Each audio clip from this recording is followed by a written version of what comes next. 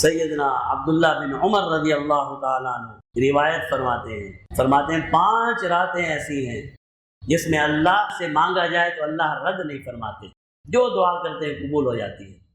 فرمایا عیدین کی راتیں، عید الفطر کی رات، عید الاضحیٰ کی رات، یہ 2 راتیں، 15ویں شعبان شب برات کی رات، اور رجب کی پہلی رات۔